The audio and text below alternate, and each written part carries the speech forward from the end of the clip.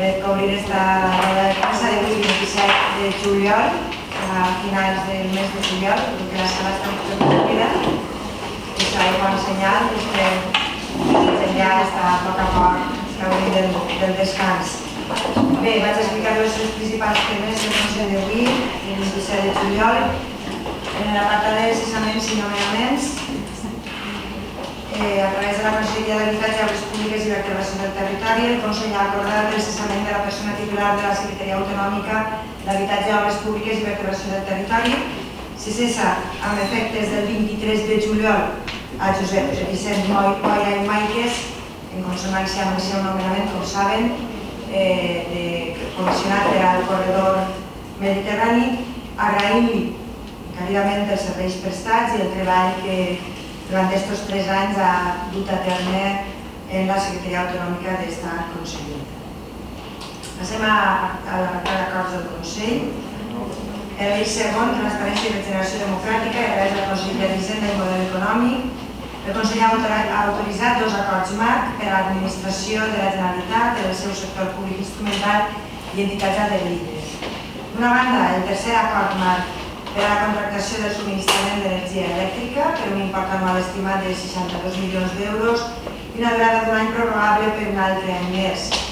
L'avantatge de la contractació mitjançant la central de compres ha suposat que s'adherisquen noves entitats, per exemple un ajuntament, el Puig, i una mancomunitat, l'Horta Nord, i entitats com la Sindicatura de Comptes, Síndic de Greuges i Consell Valencià d'Agricultura. Es preveu un estalvi del 5% en cadascuna de les licitacions i se reforcen en la selecció els criteris mediambientals. D'altra banda, el primer acord marc per a la contractació dels serveis de neteja, dividit en 4 lots per als centres de les províncies d'Alacant, Castilla-Vanessa i un quart per a la ciutat administrativa Nou de Cultura. Té un pressupost de més de 20 milions d'euros i una durada de 2 anys prorrogables per un any més. Es tracta d'un acord marc pioner en Espanya, en el qual en la selecció d'empreses es donarà prioritat a l'aplicació de plans d'igualtat entre homes i dones, la contractació de persones en risc d'exclusió o de dones en situació de violència de gènere. A més, amb aquest acord marc s'optimitzen els recursos públics, donat que la contractació es realitza mitjançant la central de compres i fins ara cada centre gestor realitzava una contractació particular d'estos serveis. Suposa simplificació de tràmits administratius i aconseguir millors condicions econòmiques. Seguim en l'eix segon del Pacte del Botànic, transparència i regeneració democràtica, Conselleria d'Educació, Investigació, Cultura i Esport. El Consell ha autoritzat l'extinció de la Fundació Blasco d'Aragón de la Comunitat Valenciana. Aquesta entitat sense ànim de lucre va ser creada en 1996, dedicada a la realització de fins d'interès general, sent el seu principal objectiu la rehabilitació de patrimoni històric-artístic valencià i aragonès. En l'actualitat, el seu estat econòmic i financer mostra una clara insuficiència d'ingressos que impossibilita la realització dels seus fins fundacionals. En aquest sentit, el Consell considera més adequat extingir la fundació i exercir aquesta activitat per mitjà d'altres entitats del sector públic instrumental valencià amb l'objectiu de conservar i enriquir el patrimoni cultural valencià. Seguim en l'eix segon del Pacte Botànic, Conselleria de Transparència, Responsabilitat Social, Participació i Cooperació. El Consell ha aprovat un conveni amb el Deganat Autonòmic del Col·legi de Registradors de la Propietat i el Consell Valencià de Col·legis d'Advocats per a la realització d'activitats de desenvolupament de l'Estatut d'Autonomia. Es duran a terme, entre altres, actuacions de divulgació, formació, difusió i promoció, com jornades, xerrades, seminaris, cursos i exposicions, així com l'edició de publicacions derivades de les mateixes. L'import d'enguany serà de 10.000 euros i en tenen 5.000 per cada entitat. Passem a l'eix tercer del Pacte del Botànic, governat per les persones. A través de Vicepresidència i Conselleria d'Igualtat i Polítiques Inclusives, el Consell ha aprovat un conveni tipus entre l'Institut Valencià de la Joventut i 17 mancomunitats per a desenvolupar polítiques públiques per a la població jove per un import de 200.500 euros. Es pretén així establir un marc estable de col·laboració i de cooperació amb les entitats supramunicipals per a la programació i desplegament i avaluació de les polítiques integrals de joventut. Volem que les mancomunitats es convertisquen en autèntics organismes promotors en col·laboració amb l'Institut Valencià de la Joventut, d'activitats d'oci educatiu, que saben que és una de les activitats que la llei de polítiques integrals de joventut marca com una dels drets de la gent jove, de voluntariat, culturals o esportives que reforcen al mateix temps l'associacionisme i la participació juvenil. Som conscients de la importància d'impulsar des de l'administració la prestació de serveis de la joventut i de la necessitat de fomentar la cooperació per a dissenyar les polítiques públiques que s'ocupen de tots els àmbits vitals i socials de les persones joves. Per això, el Govern del Botànic aposta per establir una agenda comuna d'activitats d'oci educatiu i formació, així com temàtiques coordinades i bones pràctiques, de tal manera que uns municipis n'ajuden altres amb un objectiu comú i les mancomunitats són el millor instrument per aconseguir-ho. L'acció conjunta de municipis en matèria de polítiques de joventut és clau per a enfortir el teixit associatiu valencià i facilitar les trobades i activitats al servei de les persones joves. Seguim en l'eix tercer del Pacte del Botànic, Conselleria de Justícia, Administració Pública i Reformes Democràtiques i Llibertats Públiques. El Consell ha aprovat 3 convenis més per al desenvolupament de les activitats de suport a víctimes del terrorisme. En aquest cas, amb l'Associació de Cossos i Forces de Seguretat de l'Estat de Víctimes del Terrorisme, la Fundació Víctimes del Terrorisme i amb COVITE, Col·lectiu de Víctimes del Terrorisme. Cada conveni té un import de 20.000 euros cadascú per any. Seguim a l'eix tercer del Pacte del Botànic, Conselleria d'Educació, Investigació Cultural i Esport. El Consell ha aprovat 3 convenis en matèria de patrimoni cultural per enguany. Un amb la Reial Acadèmia de Belles Arts de Sant Carles, per a un import de 100.000 euros per a promoure l'ensenyança, la difusió, la conservació i l'enriquiment del nostre patrimoni històric i cultural. Altra amb la Fundació Baró de l'Albert, per 6.000 euros, per a col·laborar en el seu museu de l'Inventària i la biblioteca que hi ha en la seu del Palau al carrer del Mar de València. I el tercer amb la Fundació Mar, per a la gestió del Museu Arqueològic d'Alacant per un import de 140.000 euros. L'import global, els seus 46.000 euros per D'altra banda, el Consell també ha aprovat 5 convenis en matèria de tecnificació esportiva amb les federacions de fronttenis i pilota, natació, ciclisme, esports adaptats i bàdminton, per a col·laborar en la preparació d'esportistes d'elit al territori valencià per un import total de 155.000 euros. En aquests convenis, avui es completa la línia destinada a la tecnificació esportiva que té un import global de 290.000 euros. Seguim en l'eix tercer del Pacte del Botànic. Conselleria de Sanitat Universal i Salut Pública. El Consell ha declarat la urgència en la tramitació del projecte de decret per el qual es regulen els efectes de l'extinció del contracte de gestió de serveis públics per concert per a la realització de tècniques de radiodiagnòstic per imatge mitjançant equips de ressonància magnètica en matèria de personal. Com que el proper 31 d'octubre se produirà l'extinció del contracte i tenint en compte que resulten aplicables les normes reguladores de l'Associació d'Empreses, resulta fonamental determinar els efectes en matèria de personal. Per tant, per a garantir que la data prevista de finalització del concepte i consegüent reversió del servei ja estigui aprovat el projecte de decret corresponent, s'acorda la tramitació d'urgència de l'expedient. Seguim en l'eix tercer, seguim en la Conselleria de Sanitat Universal. El Consell ha aprovat un conveni amb la Federació Valenciana de Municipis i Províncies per import de 50.000 euros per enguany per a la promoció i protecció de la salut de la població.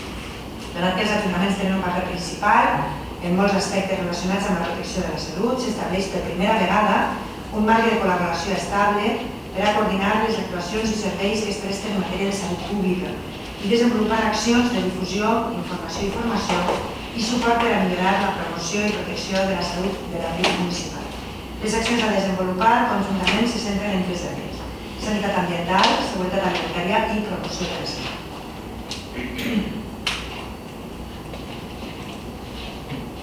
Seguim en l'eix tercer del Pacte del Botànic, Conselleria d'Economia Sostenible, Sectors Productius, Comerç i Treball. El Consell ha aprovat un conveni entre el Servei Valencià d'Ocupació i Formació i l'Ajuntament de Benidorm per a la prestació conjunta d'un nou punt d'autoservei. Esta ciutat de la Marina Baixa comptarà així amb el segon punt d'autoservei. El primer està ubicat al Centre Social Porcellà Linares i ara s'instal·larà este segon punt al Centre Social La Torreta, que donarà cobertura a la zona del Rincón de l'Oix. Es pretén així arribar a més persones i donar més visibilitat als serveis d'orientació del servei, promovent la cohesió territorial i afavorint la igualtat d'accés de la ciutadania valenciana als serveis públics.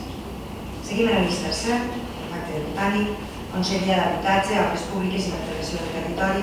El Consell ha aprovat un conveni amb el Ministeri de Foment per a l'execució del Pla Estatal d'Habitatge 2018-2021.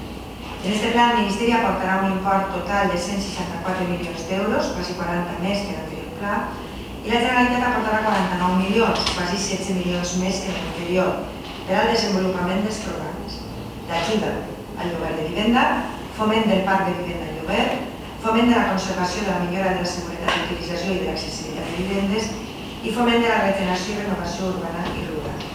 A més, s'afegeixen en aquest nou pla nous programes com són el d'ajuda a les persones en situació de desnonament o llançament de la seva vivenda habitual, foment de la millora de l'eficiència energètica i sostenibilitat, ajuda a les persones joves i foment de vivendes per a persones majors i persones amb discapacitat. Amb l'objectiu de poder convocar aquestes ajudes com més pront i millor, davant del retard de la primer govern d'Espanya a l'hora d'aprovar aquest pla, la Generalitat va incloure en els pressupostos les corresponents partides amb fons propis i això ens ha permès conservar ja el passat 10 de juliol les ajudes al lloguer, a la rehabilitació de vivendes, a la rehabilitació d'edificis i a la millora de l'eficiència energètica, ajudes que es podran sol·licitar fins al 6 d'agost, les de millora d'eficiència energètica que el termini acaba el 31 de juny. Seguim en l'eix tercer, seguim en la Conselleria d'Habitatge. El Consell ha autoritzat la contractació dels serveis de vigilància i protecció de viatgers, agents, instal·lacions, material mòbil i dependències de ferrocarrils de la Generalitat Valenciana. El servei de vigilància i seguretat es desenvoluparà en els vehicles i en tot tipus d'instal·lacions, vies, dependències tècniques, estacions, baixadors, túnels, depòsits, edificis administratius de Metro-València i Prat d'Alacant. Dins del compromís de millora de la qualitat del servei públic de transport, un dels objectius principals és oferir a les persones usuàries i treballadores el major grau de seguretat i garantir la protecció dels béns de ferrocarrils de la Generalitat Valenciana. El pressupost de licitació i el tenen per a 2 anualitats ascendeix a més de 12 milions d'euros. Passem a l'eix quart del Pacte Botànic, un nou model productiu i a través de presidència. El Consell ha aprovat 2 convenis de turisme i Comunitat Valenciana per a quan? Un, amb el Col·legi de l'Art Major de la Seda, un import de 70.000 euros, per a promoure la ruta de la seda mitjançant l'organització del primer Congrés Internacional de Museus de la Seda que se celebrarà del 15 al 10 de novembre en la ciutat de València. Com que València ha sigut nomenada Ciutat de la Seda 2016-2020, es pretén crear una xarxa amb els diferents museus de la seda del món per a construir projectes en comú a llarg termini i intercanviar experiències. L'altre conveni amb l'Associació Cultural Camí del Sant Grial, amb un import de 60.000 euros, per a la posada en marxa i la promoció de la ruta del Grial des de Sant Joan de la Penya a Aragó a la Catedral de València. Es pretén així consolidar aquesta ruta que suposa un gran impuls econòmic i social per als municipis d'Aragó i de la nostra comunitat, a més de ser una excel·lent eina de vertebració del territori. Com saben, Señor del Chotiquio, Sant Joan de la Penya, situat a Aragó, està concretament en la localitat d'Estalla, al sud-oest de Jaca, en la província d'Osca. Seguim en l'eix quart, nou model productiu, Conselleria d'Agricultura, Medi Ambient, Canvi Climàtic i Desenvolupament Rural. El Consell ha aprovat 3 convenis per a fomentar projectes d'investigació. El primer amb la Universitat Politècnica de València, per import de 150.000 euros, per a potenciar enguany un projecte d'investigació i experimentació d'estratègies agroecològiques en agricultura ecològica valenciana. El segon, amb la Universitat Miguel Hernández Vells, per 100.000 euros, per a enguany per al desenvolupament d'un projecte d'investigació i experimentació en compostatge. I un tercer, conveni amb el Consell Agrari Municipal de València per a finançar un projecte d'investigació en fermentació de residus orgànics per import de 50.000 euros. Passem a l'apartat de decrets. L'eix segon del Pacte Botànic, Transparència i Regeneració Democràtica, i a través de la Conselleria de Justícia, Administració Pública i Reformes Democràtiques i Llibertats Públiques, el Consell ha aprovat el decret per el qual es modifica el reglament orgànic i funcional de la Conselleria de Justícia, Administració Pública, Reformes Democràtiques i Llibertats Públiques. Aquesta modificació del ROF de la Conselleria de Justícia consisteix en, d'una banda, que la subsecretaria de la Conselleria assumisca les competències sobre consultes populars i electorals que abans corresponien a la Direcció General de Reformes Democràtiques i Accés a la Justícia, i d'altra banda, en la creació d'un servei de mediació que assumisca les competències que atribuís el projecte de llei de mediació que està tramitant-se. Aquesta modificació del ROF ha comportat també la modificació del decret del Consell per el qual s'estableix l'estructura orgànica bàsica de la presidència i les conselleries en redistribuir les competències. Passem a l'eix tercer del Pacte Botànic ordenat per les persones a través de la Vicepresidència i Conselleria d'Igualtat i Polítiques Inclusives. El Consell ha aprovat el decret de desenvolupament de la Llei 8/2017, integral del reconeixement del dret a la identitat i expressió de gènere a la comunitat valenciana, que coneguem com a Llei Trans. Com saben, la Llei Trans arreplega tota una sèrie de drets en distints àmbits de l'administració i la societat en general, però en molts casos es remet al desplegament reglamentari de determinats preceptes. Per aquesta raó s'aprova aquest decret que desenvolupa de forma plena una de les reivindicacions històriques dels col·lectius de persones transsexuals i completen el contingut de la llei. Es regula el tractament administratiu de la identitat de gènere, establint els requisits per a la sol·licitud, expedició, vigència i renovació de la documentació administrativa. S'estableix l'organització, funcionament i competències del Consell Consultiu Trans. També s'estableix el deure de la Generalitat de disposar d'un servei de suport i assessorament per a les persones trans i els seus familiars, preveure l'elaboració d'un protocol d'atenció a les persones trans majors i un protocol d'atenció educativa a l'identitat de gènere i, finalment, regular el procediment sancionador. Seguim en l'eix tercer, governat per les persones, Conselleria d'Educació, Investigació, Cultura i Esport. El Consell ha aprovat el decret per el qual es desenvolupen els principis d'equitat i inclusió en el sistema educatiu valencià. El sistema educatiu valencià no disposava fins ara d'una normativa actualitzada pel que fa a la inclusió educativa dels col·lectius més vulnerables i en risc d'exclusió social. Partint de la concepció de l'educació com un instrument de millora i avanç social, i el nostre repte és crear les condicions adequades perquè el sistema responga al principi de qualitat educativa per a tot l'alumnat, i no únicament per a l'alumnat amb necessitats específiques de suport educatiu o de compensació de desigualtats en condicions d'equitat i amb garantia d'igualtat d'oportunitats. Es tracta d'un procés en què l'educació s'adapta al xiquet o xiqueta i no al revés.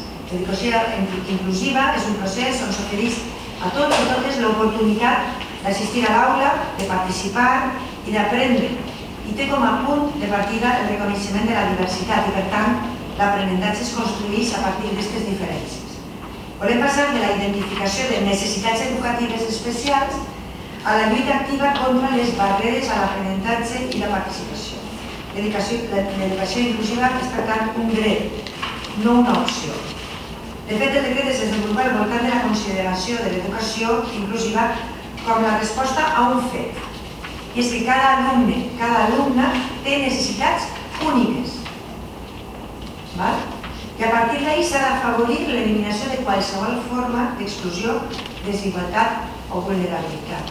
Ja no parlem de col·lectius específics, sinó de la necessitat que té cada alumne i cada alumna com a persona única i irrepetible que és.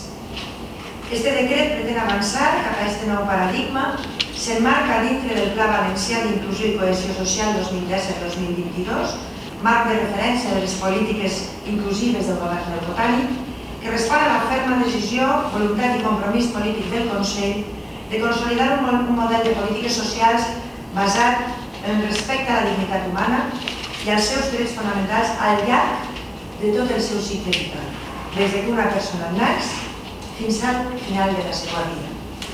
Voldria destacar alguns aspectes d'aquest decret.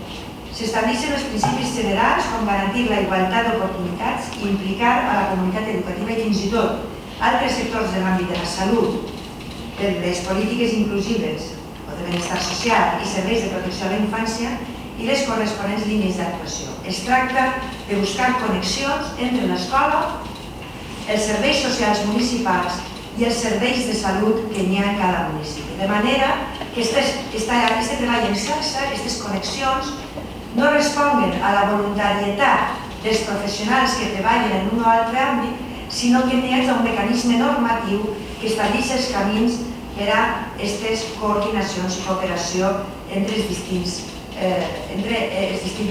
institucions. En aquest cas, com dic, ha d'haver una coordinació entre l'escola, els serveis socials municipals i els serveis de salut que n'hi ha a cada municipi.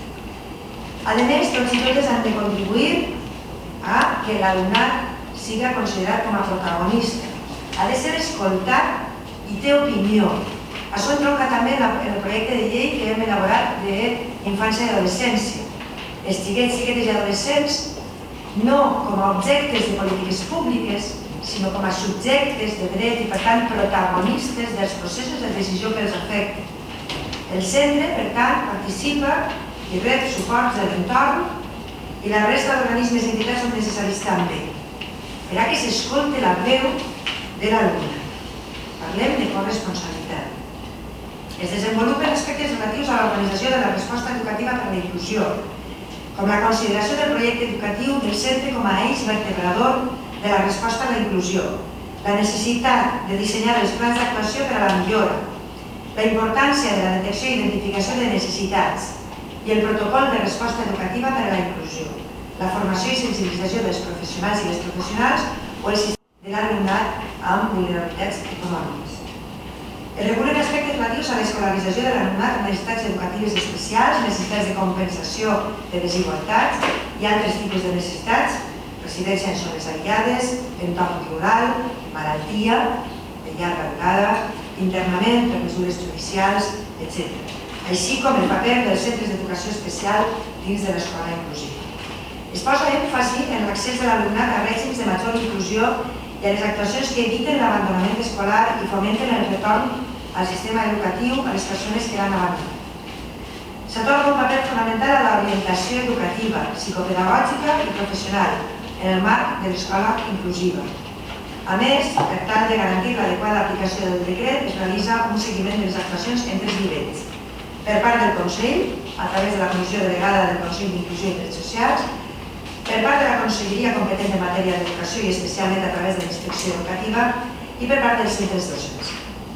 El decret no suposa despesa i entrarà en vigor l'endemà de la seva publicació en el Diari Oficial de la Generalitat Valenciana. Seguint el l'eix tercer, governar per a les persones, i seguint l'educació, el Consell ha aprovat 2 decrets de declaració de béns d'interès cultural.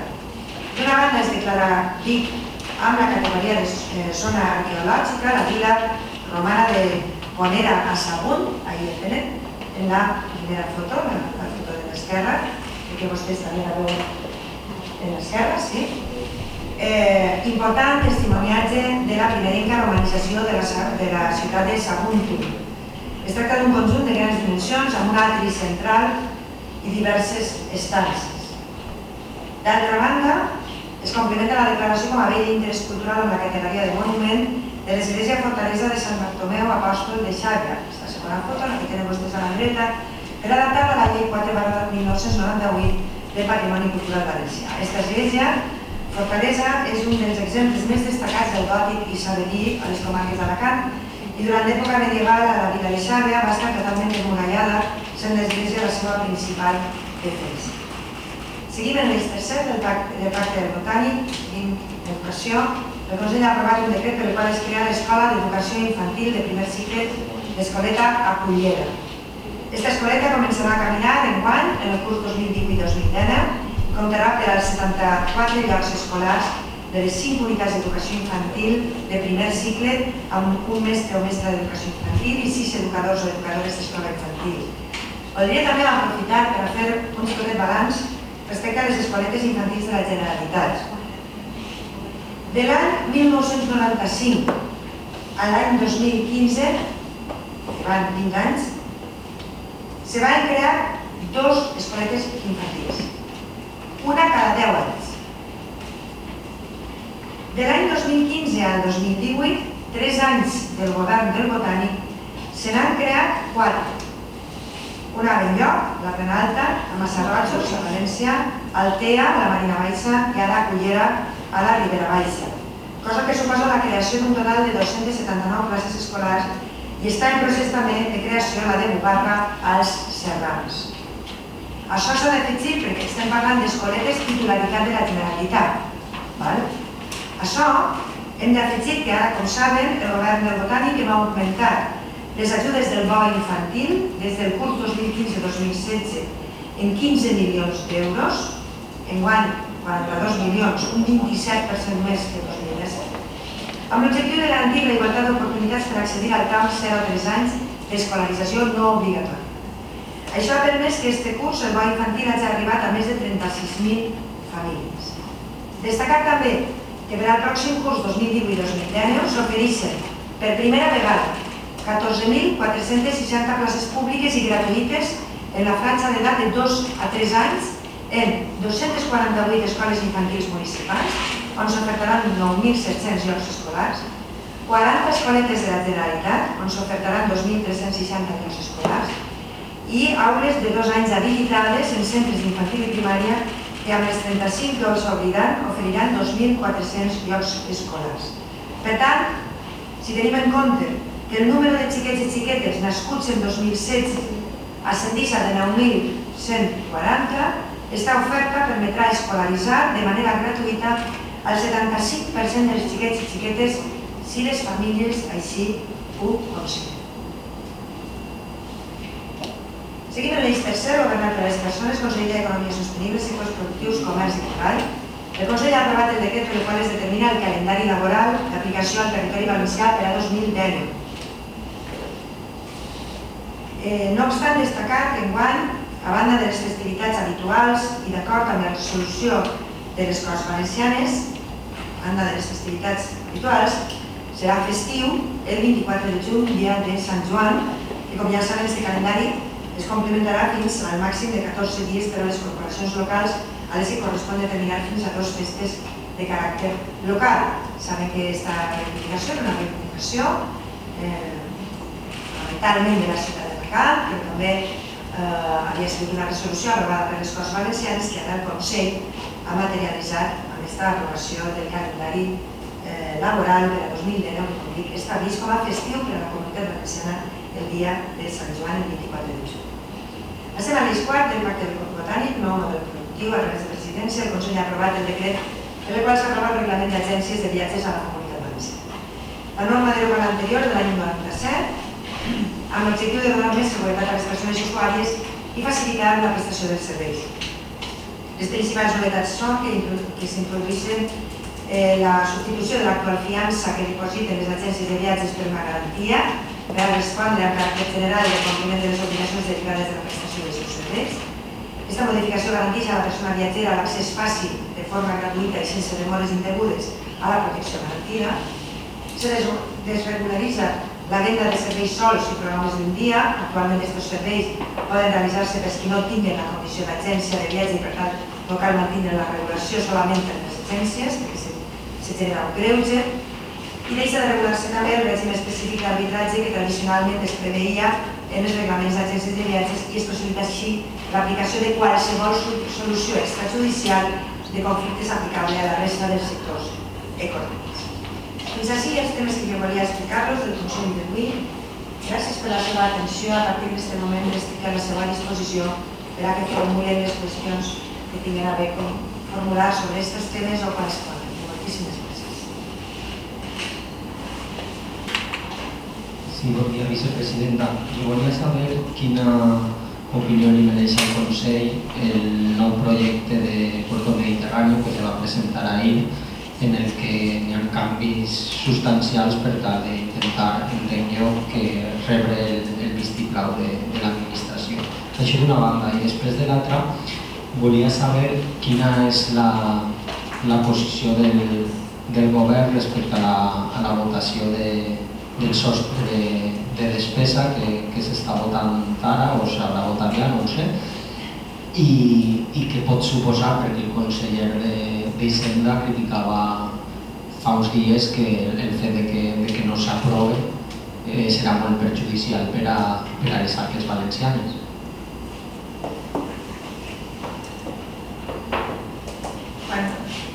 Respecte a la primera qüestió, és algo que ja és recurrent en esta roda de premsa i ja vaig contestar en el seu dia.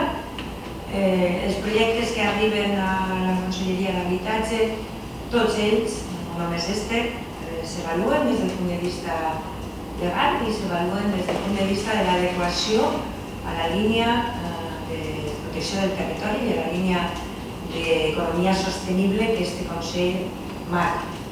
De llei, una vegada hi ha un projecte, se presenta davant de la conselleria competent, que és la Conselleria d'Habitatge, i allí s'avalua si s'ajusta o no a la legalitat i si s'ajusta o no a els criteris tècnics, polítics, d'economia sostenible i de protecció del territori. I aquesta és la línia que se segueix en qualsevol administració seriosa i dintre del marc d'un estat de dret i de garantia de la legalitat i de seguretat jurídica. Aleshores, aquesta és la línia per a aquest projecte i per a qualsevol altre. Respecte a la segona qüestió, crec que encara està produint-se la qüestió de la votació al Congrés. El Consell no ha valorat aquesta qüestió. En qualsevol cas, la postura del Consell de Política Fiscal i Financera va ser l'abstenció.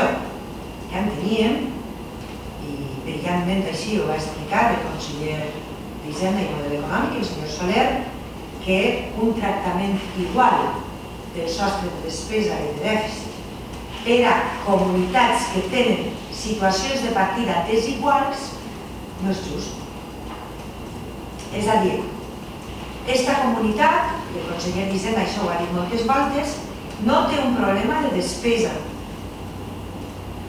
Som una comunitat, la comunitat que menys despesa té. Per tant, si som una comunitat que menys despesa té i tenim problemes de dèficit, és perquè és evident que tenim un problema d'ingressos. No gastem de més, ingressem de menys. I mentre no s'arregla el problema de fons, que és que arreglem el nostre problema d'ingressos, que se'ns apliquen les mateixes mesures de dèficit que aquelles comunitats que tenen el doble de finançament que nosaltres, que per tant no tenen problemes de dèficit i que gasten molt més que nosaltres, doncs no és just. Aleshores, la postura del Consell que va defensar el senyor Soler va ser la de l'abstenció. Jo no sé què va passar en la votació que ara se produirà o s'acaba de produir en el Consell, en el Congrés. Estava en el Consell i ara estic en vostès. Però en qualsevol cas, jo el que s'explica és la postura del Consell que va defensar el conseller Soler en el Consell de Política Fiscal i Financera. A partir d'ahir, ja sigui un mes, hi haurà una altra votació sobre aquesta qüestió en la que jo espero que hi hagi una solució satisfactòria per a tots els territoris i per a les formacions polítiques plurals que conformen el Congrés. Pregunti les dues qüestions. Sobre la primera, els criteris tècnics del nou projecte de Puerto Mediterráneo, entenc que hauran de parlar els tècnics, però vostè ha parlat si s'ajusta a criteris polítics. I jo li volia preguntar, i era un poc la primera pregunta que li feia, si el nou projecte s'ajusta als criteris polítics que marca el Consell. I després volia saber, perquè a mi personalment em sembla un poc incoherent la postura del Consell, me l'ha explicat vostè en el Consell de Política Fiscal i Financera, però ara en la votació se van a produir dues posicions diferents dels partits que formen part del Consell. D'una banda, els diputats del PSOE entenc que votaran a favor i els diputats de Compromís entenc no, m'han enviat una nota de que se van abstindre.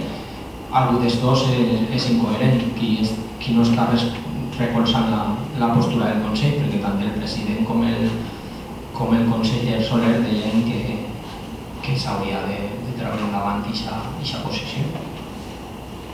Respecte a la primera qüestió, que jo també he estat a la primera volta, però segurament no ho he explicat malament, quan el projecte se presenta, se valorarà tant tècnicament com des del punt de vista dels criteris de protecció del territori i d'economia sostenible que mateix de cosa. Abans de presentar-se, permetrà que aquest Consell no faci prejudicis. I això no seria una manera seriosa de funcionar. Respecte a la segona qüestió, jo li he explicat el que és la postura del Consell que el conseller Soler defensà en la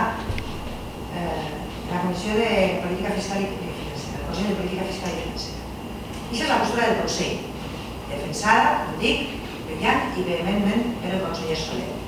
I és la que jo així explique en la taula, en la roda de premsa del Consell. La posició de cada partit polític ja saben que jo no la contesto aquesta. Aleshores, les diferents interpretacions que se poden fer sobre aquesta qüestió s'hauran de preguntar vostès als partits polítics. Més coses.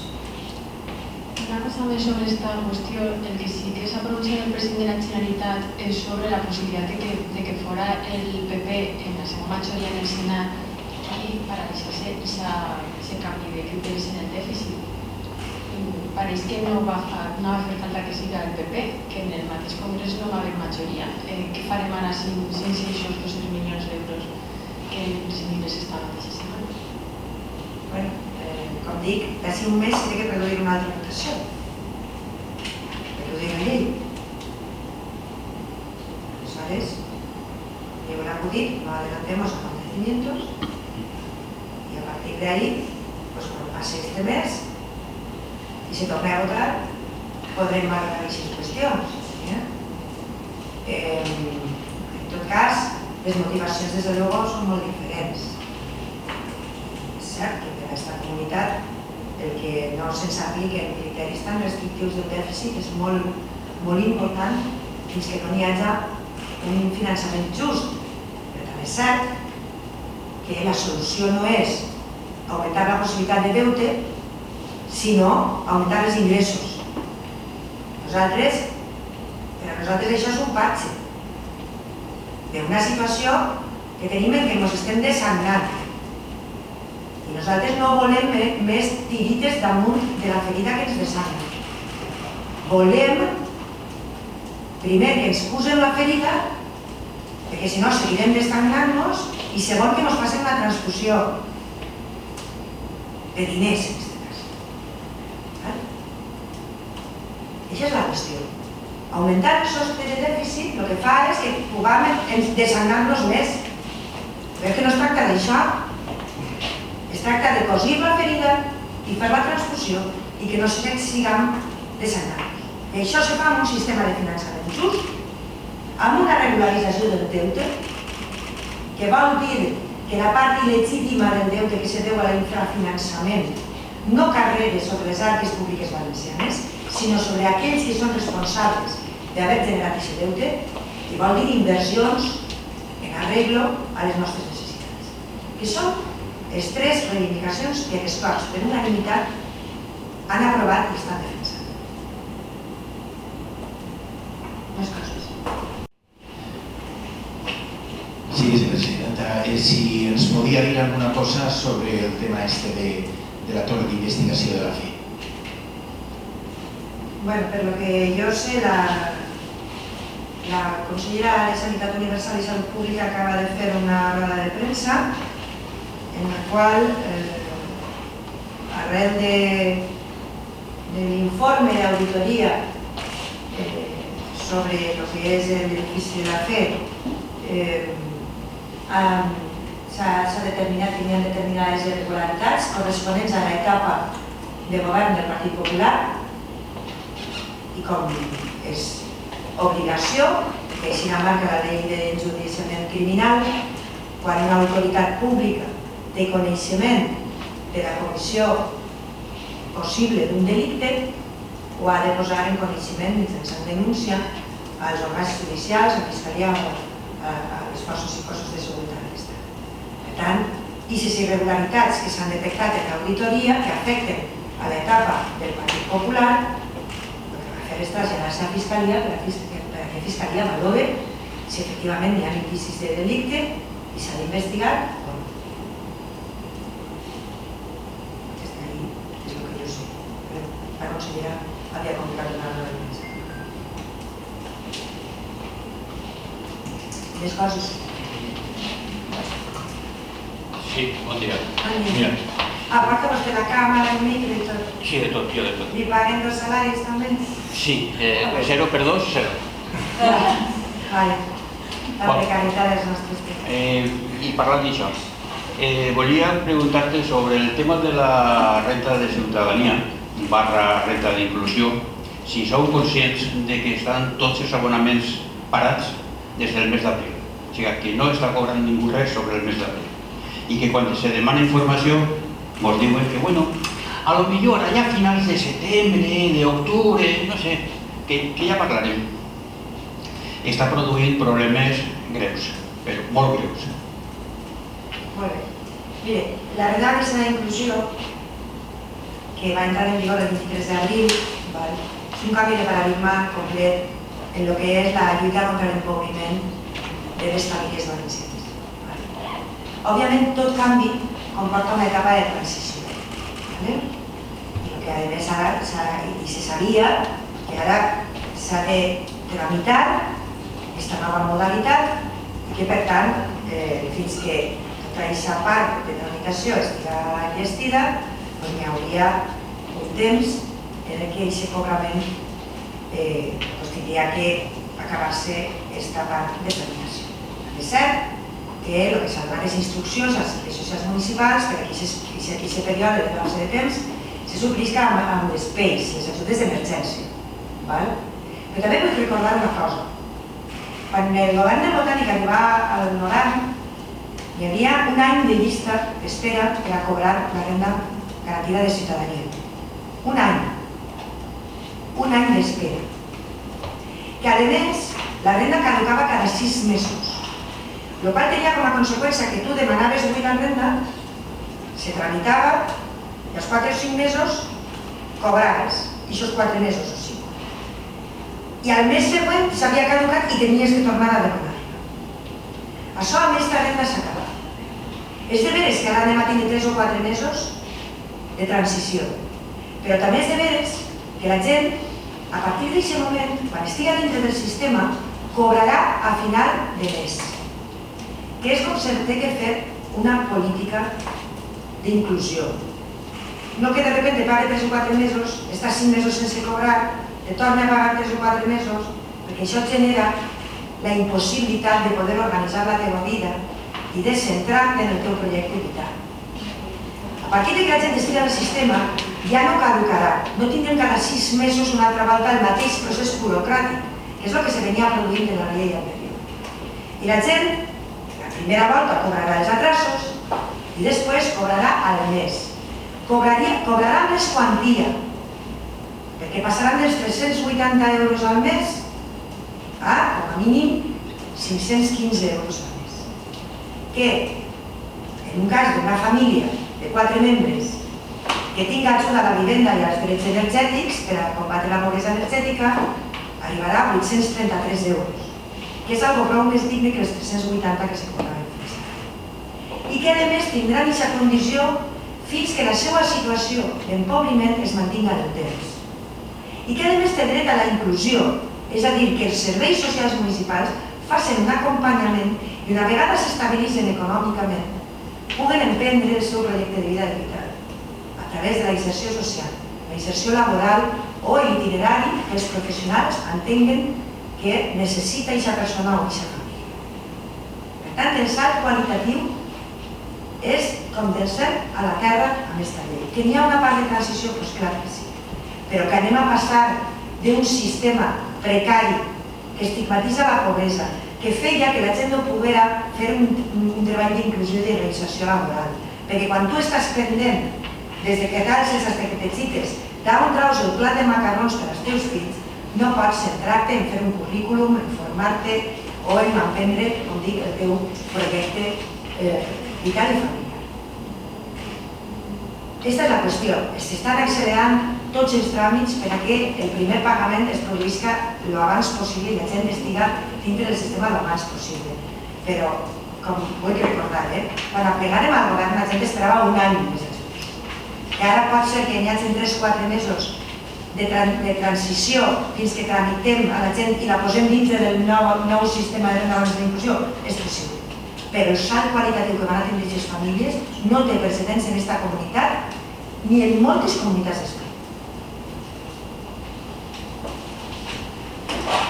Sí, això està clar i és d'agrair que la nova llei, el nou decret és millor que l'anterior, això no n'és cap. Però el problema bàsic està en que, com a conseqüència d'això, el mes d'abril i el mes de maig ja aprovats en el sistema anterior no s'estan pagant. O sigui, que se trobaren molta gent en que arribarà a l'Ajuntament i hi ha un lletret que dia el mes d'abril i el mes de maig no se pagarà. I hi ha molta gent que se queda sense res en maig i continua encara sense res. I aquests 2 mesos, què passa en ells? Com se pot accelerar el tema? I insistís en que en el model anterior normalment se pagava el hipotecar 6 mesos perquè el període de tramitació de cada caducitat portava aquest temps. No obstant, la part que s'ha de pagar de la renda garantida de ciutadania prèvia, vull dir, el que en març sol·licita renda de garantida de ciutadania cobrarà la renda de garantida de ciutadania en aquest període que li corresponga fins que sol·liciti la nova. Ahir hi ha hagut un problema burocràtic on la intervenció de la Generalitat ha entès que no se podia pagar de la mateixa partida la renda garantida i la renda d'inclusió. I s'ha hagut de fer una modificació de crèdit del pressupost per a desdoblar aquestes partides i mentre s'ha produït aquesta modificació s'ha donat aquest lapse de temps, però està en vies de solució imminent. Però cobraran, òbviament cobraran. I el que hem donat és instruccions, com dic, als ajuntaments per a que paguen a través d'ajudes d'emergència a les persones que aquesta carència de pagament es produïsca una situació d'emergència extraordinària. Bon dia, vicepresidenta. Dues preguntes. Primera, m'agradaria preguntar-li, el cap de setmana passat que van celebrar el seminari de govern, el Botànic es va comprometre a complir 50 compromisos. Aquests compromisos han sigut titllats per Podem com un decàleg d'estiu. Quina valoració feu d'aquesta interpretació que ha fet Podem? I una segona qüestió, més que contestar-me, suposo que faràs una valoració, i és que Ricardo Costa ha demanat protecció per amenaces que està rebent des del moment en què ha decidit col·laborar en els tribunals. Gràcies. Respecte de la primera qüestió, a mi m'agrada molt l'estiu, no sé què té gaire important l'estiu. Suposo que el que volem dir és que són uns objectius que ells consideren que no serien els més importants. Estan en el seu dret de pensar això. En tot cas, potser hauríem de tornar a rellegir-los perquè entre 50 compromisos n'hi ha objectius molt importants de calat. També és cert que, diguem, conforme ha avançat el govern del Consell del Botànic, les situacions més peremptòries d'emergència, els projectes normatius més importants ja o estan acabats o estan en tràmit ja d'aprovació a les Corts. El canvi normatiu profund que tenia que fer aquest Consell seguint la fulla de ruta del Pacte del Botànic ja està fet. I ara el que estem fent són objectius més a llarg termini, més en la mirada posada en la legislatura que ve, d'anar ja a aquests canvis que, atajada l'emergència, anem a consolidar el canvi a llarg termini. Però, des de luego, hi ha... vaig estar fent un resum dels principals objectius, però hi ha objectius importantíssims. El pla concertat de les polítiques de joventut als ajuntaments és algo fonamental, és troncal. El treballar amb les famílies nombroses i monoparentals per al reconeixement dels seus drets encara s'emmarca en aquest eix de rescatar persones de bona part de les persones. Imagínense l'important que és un objectiu de professionalitzar les cuidadores de l'àmbit de la dependència. Clar que els primers objectius eren posar a la gent dintre del sistema, però el següent objectiu ha de ser millorar la qualitat d'atenció. Quan tu arribes al govern, no sé ficar això com a exemple, no perquè siga de la meva àrea de gestió, sinó perquè és molt paradigmàtic. Quan arribem al govern, hi ha 45.000 persones fora del sistema de la dependència. Quin és el primer objectiu? Posar-los dins del sistema. Ara, una vegada això ja està encarrilat i esperem en aquesta legislatura que el sistema ja estigui funcionant sense llistes d'espera, quin és el segon objectiu? Millorar la qualitat de les persones que estan dins. Una vegada l'emergència ja està coberta, anem a veure com millorem a les persones que ja no estan en una situació d'emergència però que volem que la seva qualitat assistencial sigui millor. És clar que m'ha anat seqüenciar. Si tens la gent fora del sistema no te vas a plantejar com millorem a les cuidadores, si no les teníem. Primer tindrem que tenir les cuidadores, ara que les tenim, o les residències, o les prestacions, ara que ho tenim, anem a veure què passa dintre de les residències, què passa en la cura de les persones, com millorem això, com millorem la satisfacció i el benestar i que treballen en millors condicions tant la persona que cuida com la persona que és cuidada. Tenim l'elaboració de les bases de la llei de desenvolupament de la societat digital, això és molt important. Han publicat vostès, és un dels objectius de la Conselleria d'Hisenda, això és importantíssim, perquè senta les bases del futur, dintre del nou model productiu. Ells troben a faltar el cuidatge de les diputacions, per exemple. El què? El cuidatge de les diputacions, per exemple. Bueno, però anem a veure.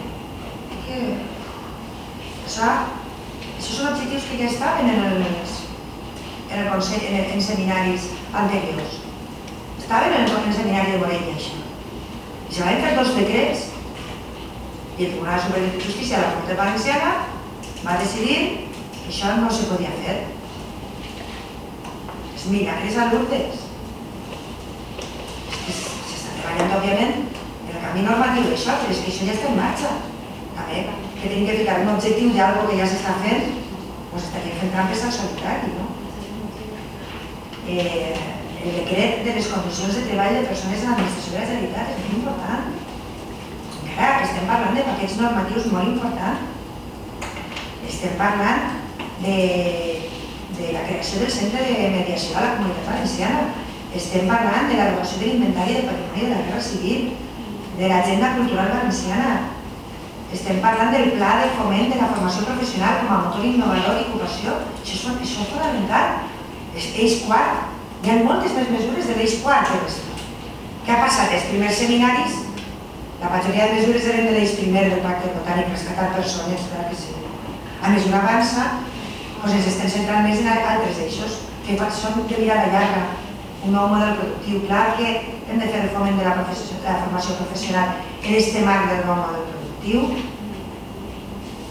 La norma autonòmica de publicitat i propaganda de productes i serveis sanitaris, perquè no passen les coses com el d'Identar. Clar que és important per evitar les estafes de l'àmbit sanitari. Com no va ser important això? Sobretot per la gent que està afectada, no? El tema de la publicació de l'estratègia oncològica infantil. Això no és important? No és important tenir una estratègia oncològica per als xiquets i xiquetes d'esta comunitat? Després del programa de l'ERAM? No sé. A mi em pareix important, no? L'autonomia de la coordinació territorial de captació d'inversions i reinversions, la plataforma Indústria 4.0, eix quart del Pacte Botànic. Obrir un debat sobre el treball en la comunitat valenciana tenint en compte no només el treball productiu, sinó el treball reproductiu. Això és per un sacseig a lo que són els dogmes neoliberals que basen l'estratègia econòmica en precaritzar el treball i rebaixar salaris. Com no va ser important? I estic ara per conselleries també perquè ningú no deixa que ningú fora, que no s'ho fan, no? Anem a veure l'elaboració del catàleg de sòl forestal per a protegir el bosc valencià. Això no és important. És el nostre pulmó. Els boscos respirem, els boscos mengem. El desenvolupament i el pla agrari de l'Horta de València, que a més va en consonància a lo que és el desenvolupament de la normativa que ja hem aprovat de protecció de l'Horta. El pla contra el desperdici alimentari. Anem a veure, hi ha 125 milions de quilos d'aliments setmanalment. De la comunitat valenciana, uns de 2 a 3 milions de quilos a la setmana. Totes les setmanes se destrueixen de 2 a 3 milions de quilos d'aliment en bon estat. A mi me pareix que això és fonamental. Mentre hi ha la gent que no té per menjar, no? L'estudi del sector logístic de la comunitat valenciana, els PATs de les comarques centrals que té la Conselleria d'Habitatge, el reglament de l'Observatori de l'Hàbitat i la Segregació Urbana. Això no és important, no sé. La iniciativa empresarial d'ètica i bon govern. No podem tindre uns paràmetres de transparència com els que volem assolir si no impliquem els sectors també empresarials. La corrupció és entre dos potes. Perquè un agarra els diners, un altre es té que ficar damunt de la taula, implicar a l'empresariat en l'ètica pública i en el bon govern és fonamental. O la conferència estratègica sobre els reptes de la cooperació valenciana, el compliment dels ODS. Crec que potser s'ha de fer una lectura dels objectius, no? És que estem tots ja en el d'estiu, no? I en setembre s'ha seguit d'una altra manera. Qualsevol cas té el dret a opinar. Òbviament, són companys de Botànic i totes les seues suggerències seran benvingudes. Òbviament, el Consell no només fa aquestes coses. Aquesta és una planificació estratègica de semestres, però luego el Consell fa moltíssimes més coses, estiguen o no en la ruta dels seminaris. Més coses. La pregunta de Ricardo. Ah, sí. Estava llegint així protecció i només me venia al cap dels boscos i ara està en el seu dret i els poders públics en l'obligació de materialitzar aquest dret si en la valoració de risc se conclou que efectivament hi ha amenaces reals i un risc per a la seva seguretat. Òbviament, això no és una valoració del Consell, el Consell no ha valorat això, però és una valoració des del que són els drets fonamentals i l'obligació dels poders públics de garantir-los. Més coses. Fa una hora hi havia una protesta de treballadors de Baersa a la plaça de Manises denunciant precarietat laboral, inestabilitat i de fet havien enviat una carta a la seva atenció ja del president i res, ja saber quina situació es troben i si es van atendre les seves peticions. Vostès saben que sempre que hi ha una concentració a les portes de qualsevol palau de govern, també a Palau de la Generalitat, se rep a les persones que representants o representants sindicals de la mobilització. Sempre. Des de 2015, des del canvi de govern, òbviament. Però sempre que hi ha una concentració al Palau de la Generalitat, se'ls ha rebut, s'ha rebut els escrits i de fet jo també en un moment donat he parlat amb un dels representants sindicals que no conec des de fa molt de temps i ja hem quedat en veure-nos més tranquil·lament, perquè quan se ve així no és el moment de parlar-ho tot ahir a la porta, sinó de concertar una cita on aquestes coses se parlen tranquil·lament i se buscaran solucions com a tot, com és la senya d'identitat d'aquest govern. És que ningú se queda sense escoltar, s'escolta tot el món i se posen vies de solució a les problemàtiques que estan. Més coses. Ja està? Doncs que tinguem vostès molt cada setmana, saben que el dia 3 serà encara Consell, serà l'últim abans de parar per a les vacances. Així que si vostès encara estan per així, els esperen. Moltíssimes gràcies per la seva atenció, que tinguem molt cada setmana i que siguin feliços. Gràcies.